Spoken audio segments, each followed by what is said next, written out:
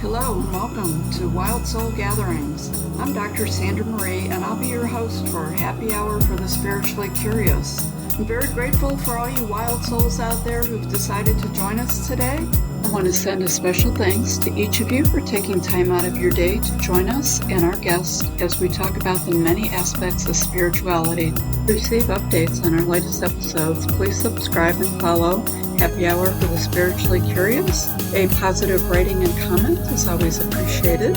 In the tradition of Happy Hour, cheers to some new insights, peace, revitalization, perhaps an aha moment that will positively influence your life.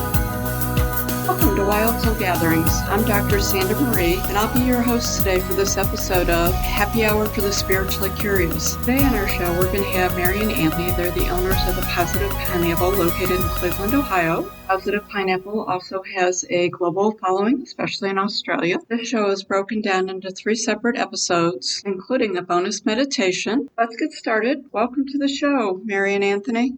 Thank you. Thank you so much, Sandra. We're happy to be here. Yes, we are. Thank you for joining us today with part 3. Today we're going to be discussing energy-sensitive people, egos, forgiveness, what is energy shielding, and the effects of creating separation. Let's jump in and get started.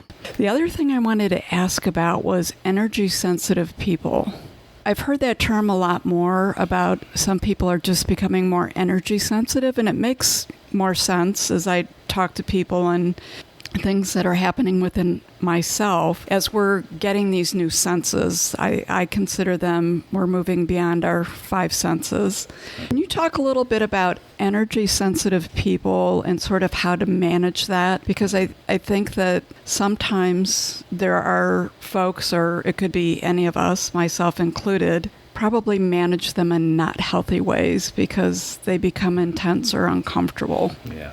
All right. So energy sensitivity, what I usually do is I take people into the awareness of it's even there. And where this typically starts is, and why we see so many people with high levels of anxiety, is because what anxiety actually is happening is, like I said, it's incessant thinking, but you're not generating your thoughts. Your thoughts are frequencies of energy outside of your body. And however you vibrate, you call these thoughts out of space into where you're at. This is why, like, nothing can be hidden in the psychic realms. That's why psychics can see things because they're not inside, they're outside. They're within this. This is the container. This is the living energy. It's just we've been taught of just this physical body, this idea of everything from the skin is me and everything on the outside of my skin is not me. So it creates an idea of separation. But it's usually that the anxiety itself or the incessant thinking itself is directly connected to being energy sensitive. So you're actually reading the wave energy within the field. And so what's happened is now in this time, as energy frequencies rising,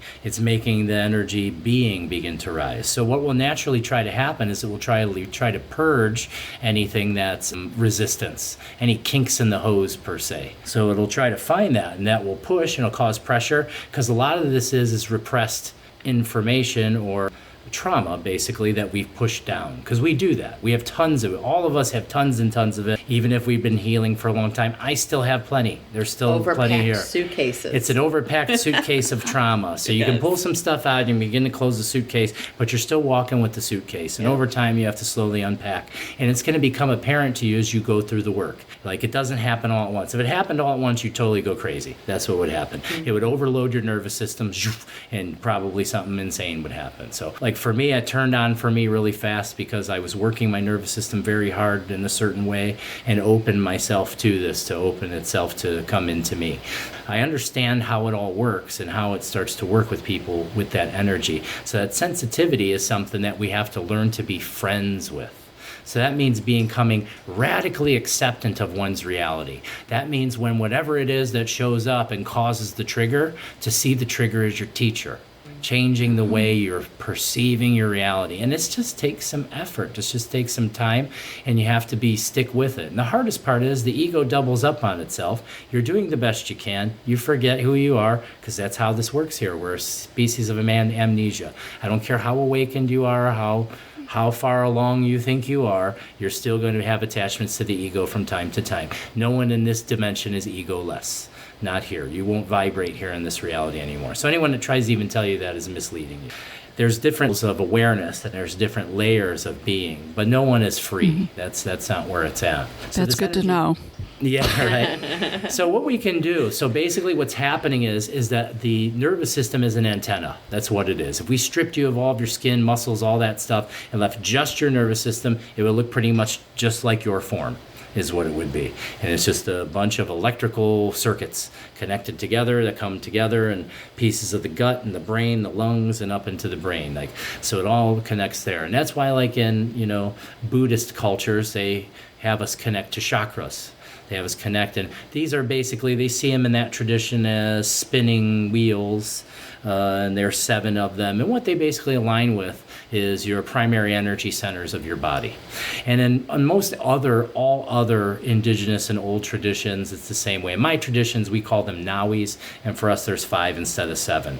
But I like to look at it and help people understand it more in like a modern English way, and I call the vertical column of energy, because that's how I perceive it. To me, that's what it is. It's this vertical column of energy that connects from my tailbone, goes up. I can feel all 33 of my vertebrae, comes together, 12 cranial nerves come together, bottleneck up into this trunk. This is like the tree, and coming up, root system, trunk, tree of life. And that starts to open into your brain. And then what we can do is help that energy sensitivity and what's happening by using that breath. By using that breath and using your diaphragm, you're pushing blood, lymph, and cerebral spinal fluid, nutrition, energy up into your brain.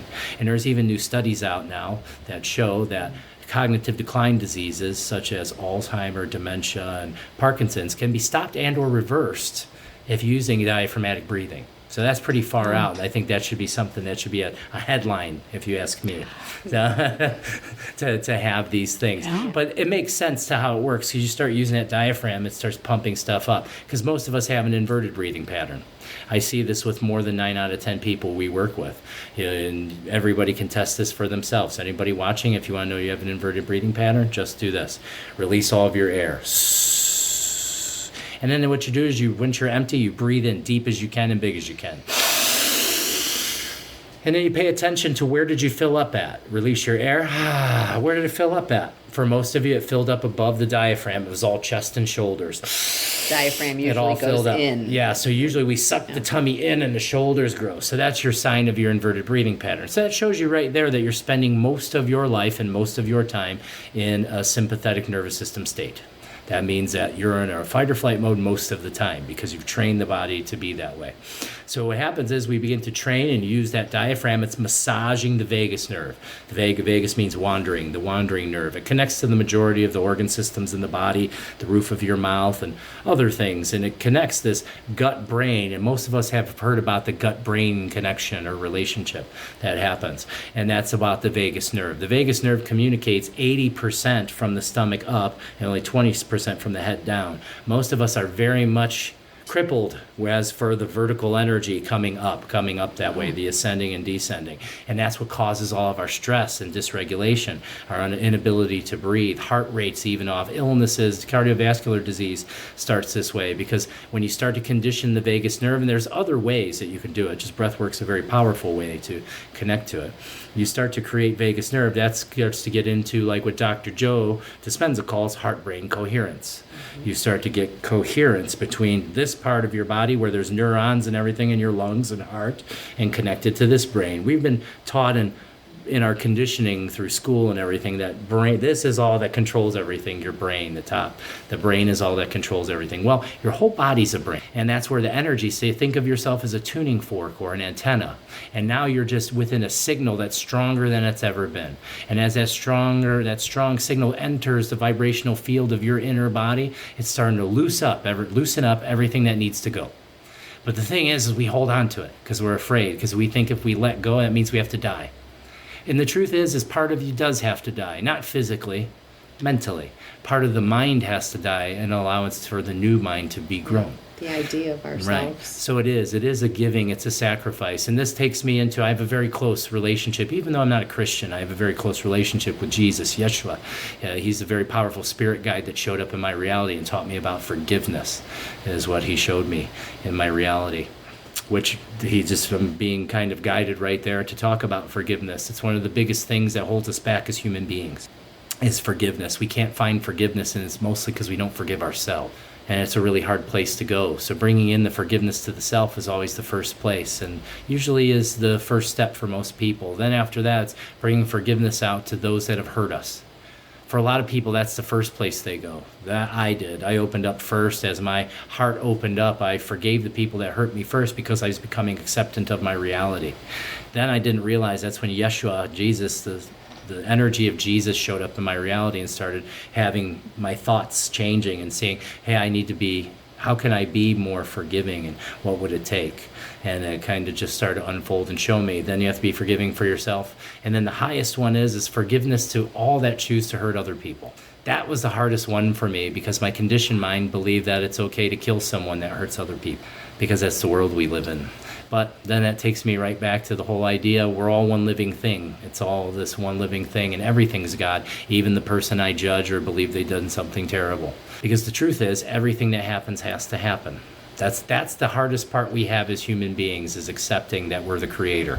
Mm-hmm. If you understood you were the creator, if we understood all the time, full time, all the time we were the creator, we would never suffer because you'd be in full agreement to your reality. The only time we suffer, the only time anxiety gets the best of us, depression, overthinking, any of those things that gets the best of us is when we're disagreeing with what is, saying it should be some other way than it is, or if I would have did this, this would be different. This is fantasy. This is not something you can do. It's, to me, it blows my mind that we've trained ourselves and never questioned that, hey, that's psychotic for me to continue to keep disempowering myself, keep externalizing my power, just from a standpoint of logic, not even spirituality. Just from, oh man, why would I do that? It's because everyone else is doing it. That's why. So that's where it comes down to. And that's one of my favorite things, is to bring people into that awareness of, I accept each moment as if I've chosen it. Because that's a very powerful statement to make. And again, anywhere you feel resistance, when you say that to yourself, go into that. The symptoms are messengers. So even when we have anxiety and we have attacks and we're having these symptoms, our first reaction is to run away. How do I make the symptoms go away? You get a headache. What do? You run for the aspirin. Okay? I teach people all over the world now how to relieve headaches, and it's not magic. All I do is teach them to start paying attention to it, because it's a piece of your energy field and it needs your love. Nothing separate from you. You're not going to separate yourself from it. You're going to take the aspirin, and all it's going to do is change your frequency of what's happening, and it's going to come back later. You didn't really change anything, what's happened. So when our symptoms show up, whatever it is, you have a pain in your back, you have a symptom, you have a diagnosis of, you have a spinal issue, a knee issue, a shoulder issue, over and over, I keep seeing people all over the world do it. They start slowing down and sitting with it. Don't try to run from it. Don't try to make it some other way. Don't try to create a mindset where it should be different than it is. Be fully acceptant of it, and then you start giving it love. And gratitude is generally where I have most people start, because the truth is, most humans, when you tell them to generate a frequency of love, when you're very sensitive like I am, I can see what happens.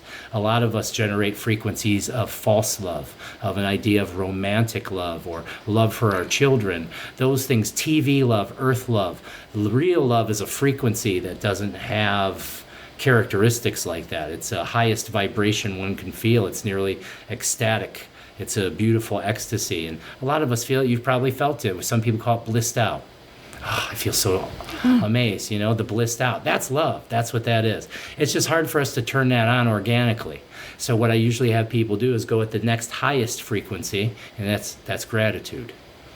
And that's another place we can take our minds to bring ourselves into our acceptance of reality, bring ourselves out of fear, because that's all that anxiety is. It's fear. It's thoughts that are creating a fear response in the body. That's what's happening. So it can take us out of our condition of fear and then change things. We can start to change things drastically just with a little bit of effort aiming into these things.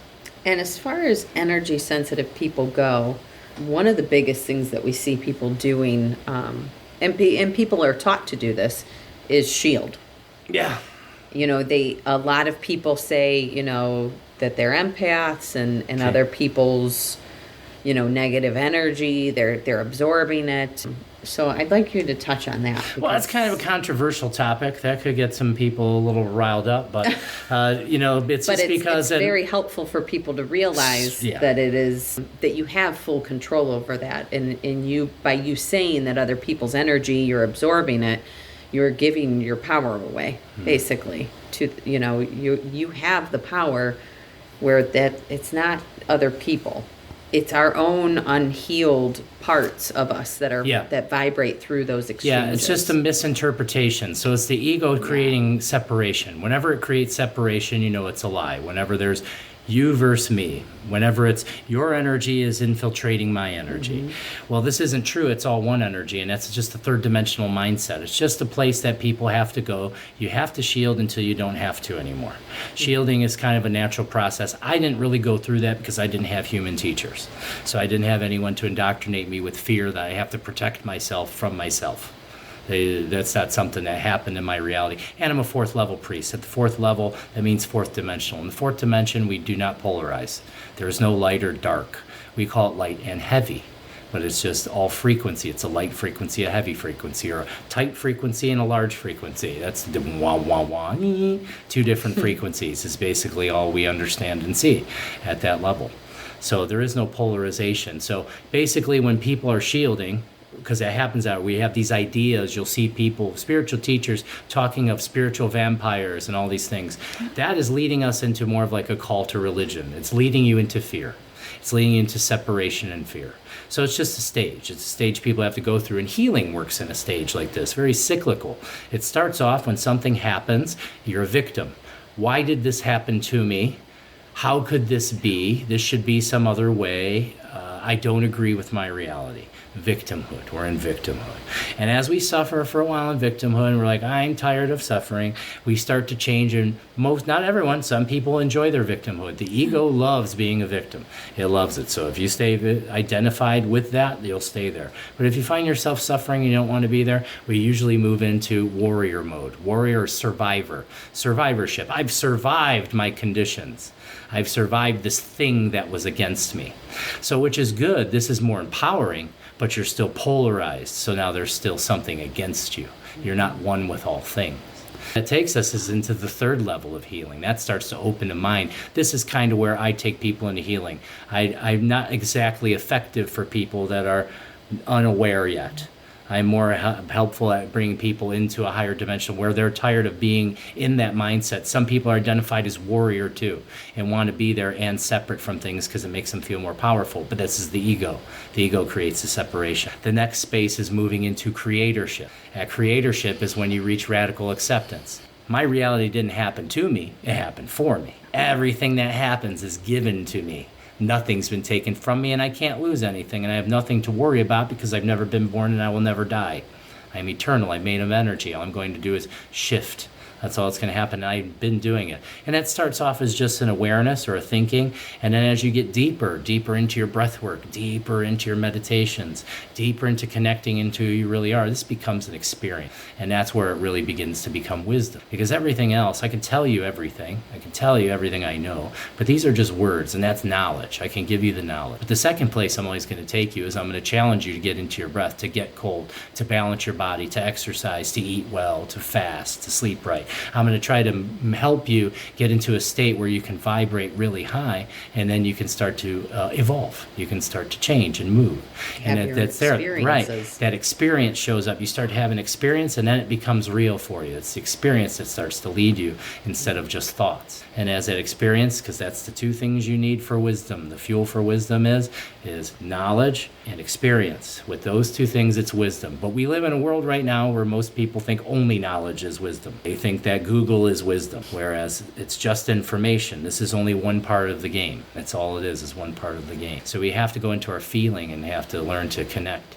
And for most of us, especially if we're anxious, which all of us are, I don't care who you are, almost everybody has some form of anxiety. I still do. There's times where the mind takes over. It's just very short. It's very short-lived. I may not have any reactions or anything. It'll happen. But I'm aware of it trying to happen because I'm part of a collective consciousness. consciousness. None of us are separate. We're all one living thing. But it's about getting into there and slowing down the brainwave rate. This is the most powerful tool you can do, and that's why we combine these ancient technologies of breath work, and then I use my energy sensitivity and things I've been doing to connect to one living energy and start mixing that together. It's kind of a hybrid mode.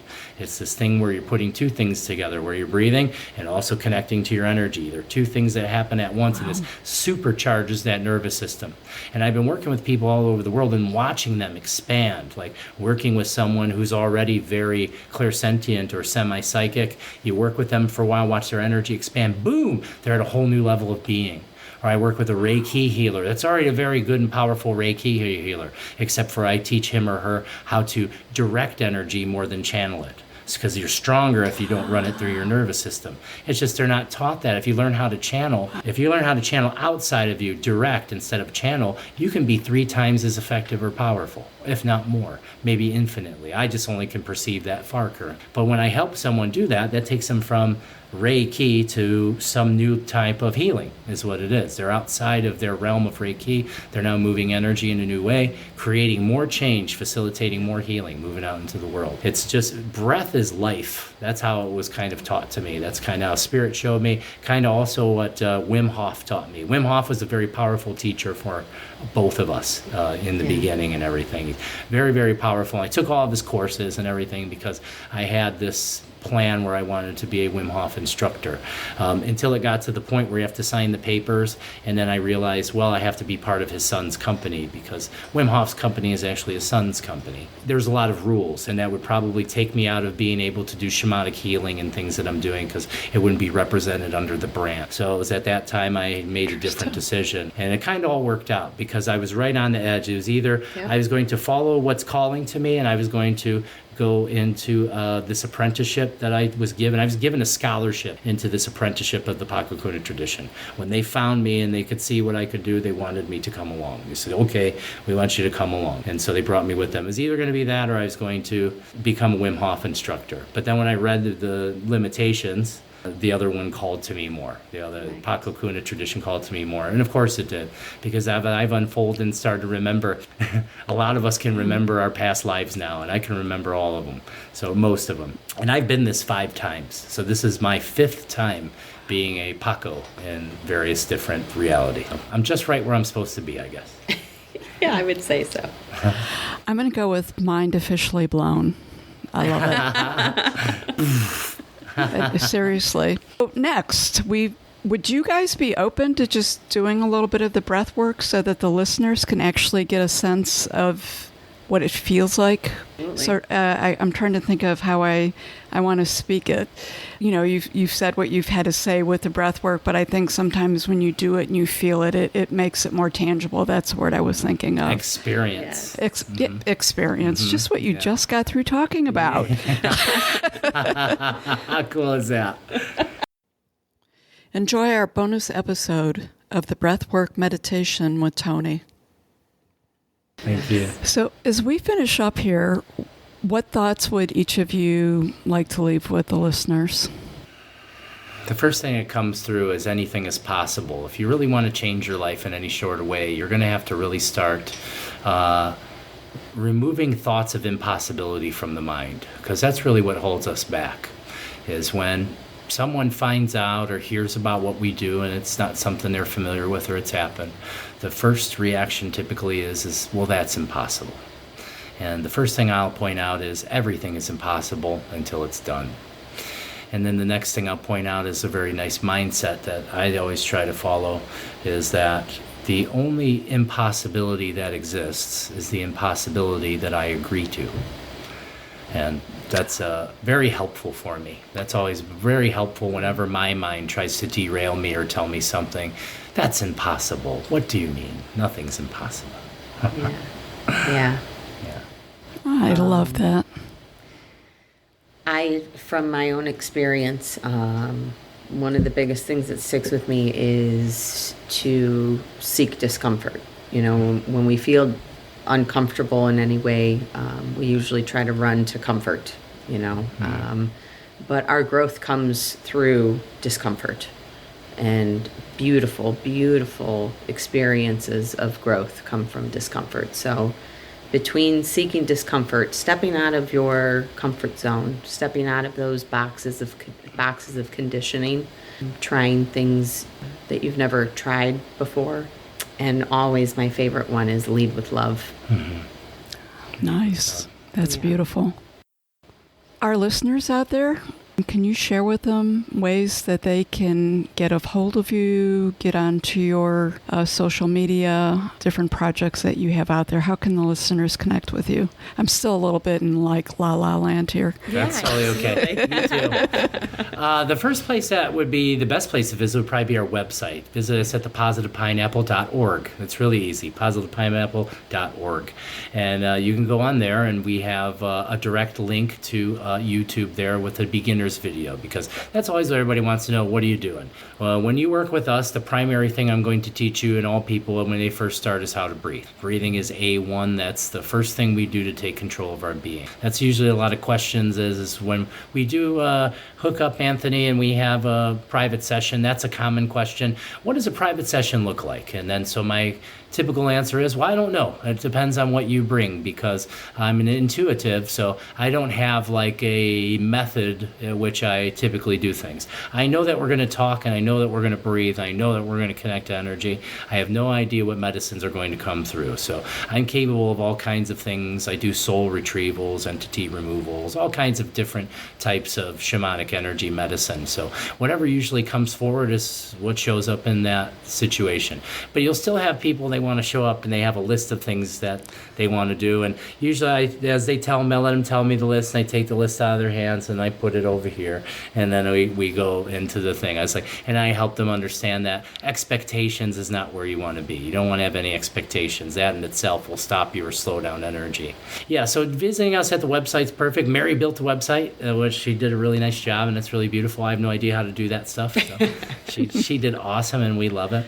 And then you can see there we have all kinds of the events and stuff are listed on there. Booking appointments. It's all pretty much centralized to the website. You can get to our Facebook page, our Instagram page, and our meetup page, all from the website. So it's a good place for people to start. YouTube is awesome. YouTube also you can get to from there. That is a big thing if you want to subscribe and turn on the notifications for the YouTube channel. You'll be notified of any time we go live. Yeah, because we do those free live streams. Like Mary said, tomorrow I'll be doing that as well. Tomorrow at 6:45 we'll be on. That's our main live stream that we do. It's called Morning Breath. We come on 6:45 Eastern Daylight Time right now. And I get on, and usually what I do is I do some breathing. Mary usually joins me, not always. I do some breathing, and then the floor is open. People, they bring in questions. Maybe they have something going on in their life, and they have a question, a spiritual question, or somebody has something going on. Those are typical days. And, something may call through me. What happens is I never know what's going to happen. So something may call, and we go into some sort of medicine where we have a group healing right there on the stream. And then Fridays, what I do is I usually just open up a little breath work, and then I open the floor for free mini healing. So anyone that shows up, and it's amazing how we can facilitate healing through calm. So you'll get to see all kinds of cool stuff. Someone may show up with my wrist hurts, my shoulder's bothering me, my back hurts something, or I'm sad or something. Whatever shows up, it could be anything. And it's always something amazing shows up. And we work with these people, and we just do like a mini healing for them. And I use the collective energy of all the people that show up, our soul family. Everyone that shows up, we consider them, you're part of my soul family. The soul family that shows up, we're able to channel our energies together. It's one of my jobs as a Paqo. I have this ability to reorganize energy that's around me, and that even means energy coming off of other people. I can help reorganize it. And if we can reorganize it, I'm teaching your energy field, and then it knows how to do it itself. I don't have to be there all the time. You don't need me. I'm not a guru. That's not what it is. I'm just an ascension guide. I just guide. If I can guide you, then you got it, and then the medicine and energy is yours. But we come together really strong in those collective moments, and I think you kind of experienced that in Light Club, when we come together and have like a collective experience, how powerful that can be, even though like the mind will be like, oh, well, this isn't live. But most people will tell you when they do the work with us, and especially in the private sessions that we do that are virtual, they'll be like, whoa, that was really amazing. That's not like what I expected. Or even in those mini healings, the ones we did last Friday, 2 of the people I did healings for, they pretty much went into a trance state. The one girl slept for 3 hours. The other girl said she slept for 10 afterwards, and messaged me and said, well, there was nothing mini about that healing, is what she said. She had a really powerful emotional release. Those things are really awesome, and that's where we want to get more people involved in that community, because it is a sense of community. And then we can keep doing more of our donation-based work that we do out here in public. We have like all kinds of events happening. Like we have Old Brooklyn Nutrition. We go there. I think we'll be there this Sunday. So that's really cool, because then people can just come. It's donation based, so we always say give with the energy you wish to receive. Some people give $10, $20, some people give $100. It all depends on how they feel. Usually it's after they're feeling really good and they want to give you more, is usually what it is, because they're so happy with what's happening. And then what we do is we use most of those funds, we use it to help other people, because we offer healings for everybody regardless of income. So people all over the globe come to us. There's lots of people that are stuck and have absolutely nothing. Right. And if you help them, they're your friend for life. They're with you forever. They're close to you now, and it's connected. And there's different ways people help us. They can help us by sharing their experience. help us by promoting us to some degree or something. Or a lot of people, they'll have such a huge change afterwards. Even if they paid for a session, they'll want to give more, because wow, I can't believe how different my life is. Then they want to donate more money because they want to help out. Wow, I want people to experience what I've experienced. We've had people right on the live stream gift someone a session. Go around like, I'm going to buy you a session. I want to give you one. That's how much they want to help other people. So it's that collective energy that we try to bring together, because singularly we're amazing and we're limitless, but together we create miracles, and that's where we need to come. We need to continue to come together. Yeah. Building community is so important for us. Yeah. So positivepineapple.org, Facebook, Instagram, all those things you can find. We're trying to be everywhere, accessible to everyone. So that way we can be found. Because like Mary said, we couldn't find anybody. And we started we started finding things and started finding other parts of the spiritual community.